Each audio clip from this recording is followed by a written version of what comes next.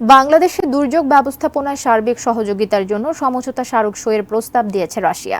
সকালে সচিবালয়ে দুর্যোগ ব্যবস্থাপনা ও ত্রাণ প্রতিমন্ত্রী মহিবুর রহমানের সাথে সৌজন্য সাক্ষাতে তাকে এই প্রস্তাব দেন ঢাকায় নিযুক্ত রাশিয়ার রাষ্ট্রদূত আলেকজান্ডার মান্টিটসকে।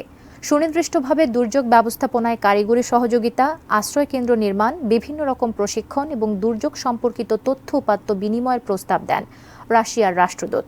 এছাড়া রোহিঙ্গা প্রত্যাবাসনেও বাংলাদেশের পাশে থাকার আশ্বাস দেন তিনি। সাক্ষাৎ শেষে এ নিয়ে ব্রিফিং করেন প্রতিমন্ত্রী।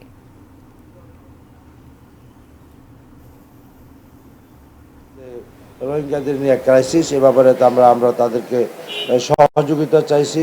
তারা বলছে এ ব্যাপারে বাংলাদেশকে মিয়ানমারকে আপনারা জানেন তারা মিয়ানমারের নাগরিক, তারা সাময়িকভাবে মাননীয় প্রধানমন্ত্রী তাদেরকে আশ্রয় দিছে।